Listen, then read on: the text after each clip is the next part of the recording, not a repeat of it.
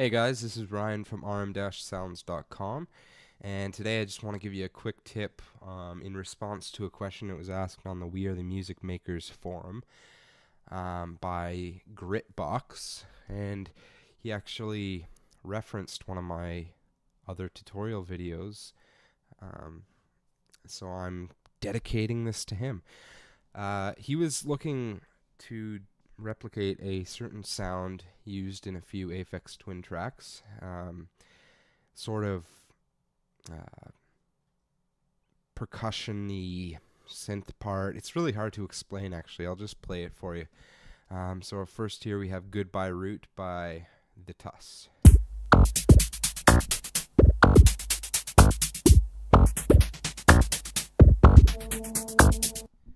So the sound that we're looking at is that kind of squelchy, playful percussion, bouncy part. Here's another track, Funny Little Man by Aphex Twin.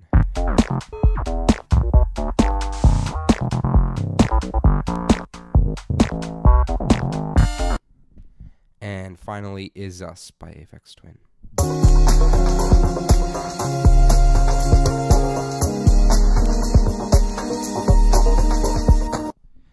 In that last one, it was a little more in the background, but you can kind of hear the same trend through all three of those tracks. Gritbox, the answer to your question, the solution you've been looking for, is FM synthesis, but not the standard metallic, 80s sounding FM synthesis that we're all used to. It's more of a subtle use of FM. And I won't talk about what it is, what FM is, because there's a million places where you can read that and find that out. I'll just show you how it's implemented here. First, he asked how I did it in Massive in one of my other tutorials. And so I'll open up Massive. And not a lot of people know you can do FM synthesis in Massive, and that's because it goes by a different name, phase modulation. And it works a little different under the hood, but it sounds pretty much exactly the same. So what I've done in Massive is I have got a sine wave oscillator, nothing else, just basic bread and butter, and I have a modulation oscillator, and I've set it to phase on oscillator 1, which is changing the phase, which is the equivalent of changing the frequency in FM synthesis. You have two parameters here. You have pitch and phase. I'll translate those into common terms. Pitch is FM rate. Phase is FM amount. So the pitch is set currently to minus 47 semitones from the input note. And that is the actual rate of the modulation is being modulated by this. I don't know what TRR stands for. I should look that up. But what it does is every time it hears a MIDI note come in, it triggers a random modulation, which basically renders my RNOC plugin useless when used with Massive, but it still has other uses, so go check it out.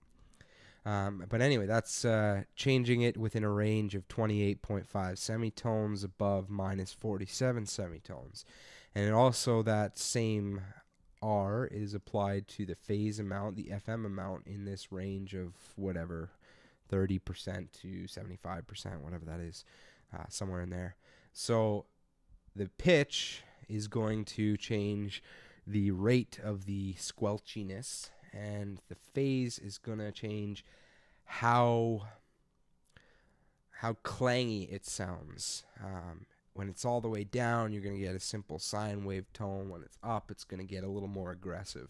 So every time we play a note, it triggers random numbers for each of those, and every time you hit a note, it's going to sound slightly different. So here's what it sounds like. Make sure that track's armed. I'm just playing the same note on the keyboard at exactly the same velocity. Nothing's changing as far as my playing goes. So here we go.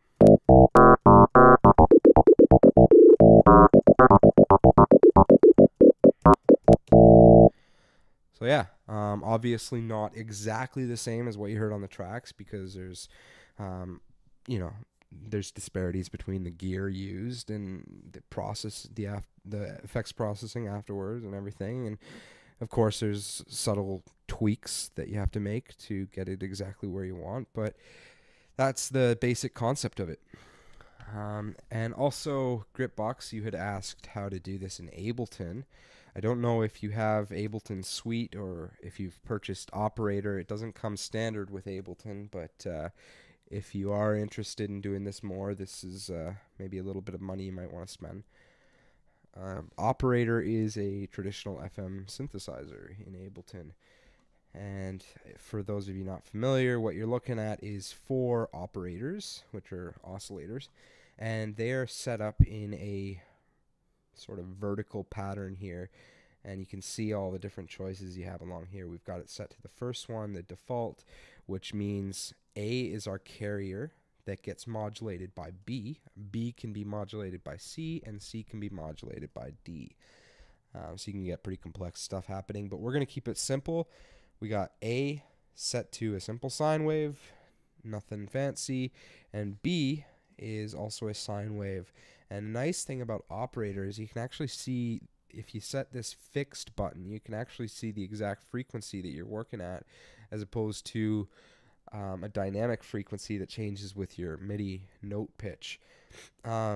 So I've turned on fixed, and I've set it to 866 hertz, and I've multiplied that by 0.1. So you're actually not getting modulation at 866, but rather 86.6.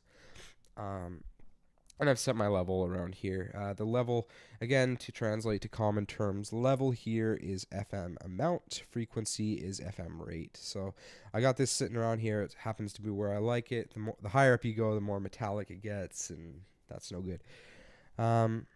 So I'll turn this LFO off just for demonstration here. If I play a note, you can hear that's kind of the sound we're looking for.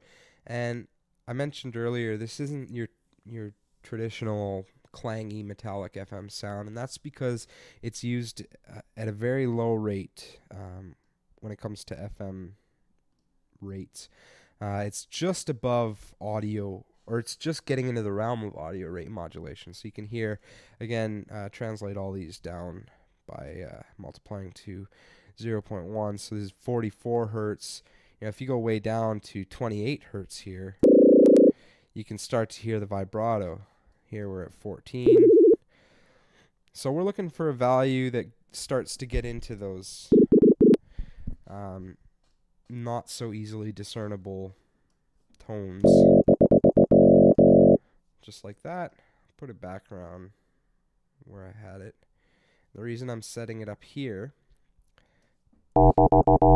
is because I want to set a range to do the similar random triggering of those 2 parameters, frequency and level. And this is a little trick I kind of pride myself on, and you can do it in a lot of synthesizers that don't have that fancy random thing that Massive has. And again, this just further goes to kind of render my plugin useless, but whatever, I don't care. But what you do is you go into your LFO and look for sample and hold. And what that is just random jumps. It's that classical modular synthesizer bleeps sound, whatever. And set that to the slowest rate you possibly can, whether that's synced to 8 bars or not synced to like 10 seconds, as slow as you can get it, and then turn on retrigger. And what that'll do, conveniently in Operator, you can actually set the rate all the way to 0, so it'll never hit the second sample in the sample and hold pattern. So every time you hit a note, it's going to re-trigger it, and the first sample and hold is going to be some random value, but it's never going to hit the second. So essentially, it's the exact same thing as that random thing in Massive. Not all synthesizers have that convenience, so like I said, set it to something extremely slow so that you're not going to be holding the note down for 10 seconds before it hits the second sample and hold. So if it's out of your playing speed, then you're good to go.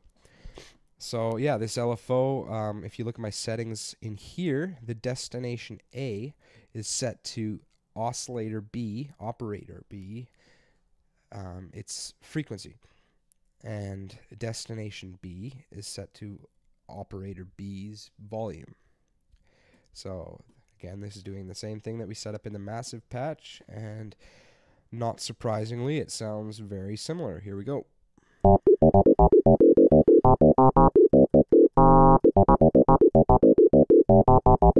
You maybe bring that frequency down a little bit, a couple hundred hertz there. I also got the amount knob set on the LFO to 61. If I move that up a little more, you start to get a less consistent flow of notes. Here's what it sounds like. What happens is some of them are way more metallic than you want, and some of them are barely any FM at all, and just a sine wave. And because I want this to be kind of a dramatic effect, I'm keeping it within that 60% range so that we're always getting some sort of weird FM sound there. But again, it's all just tweaking to taste, and the concepts are there for you to play with. So hopefully this has helped you out, Gritbox, and hopefully this will further your music making endeavors, and take it easy.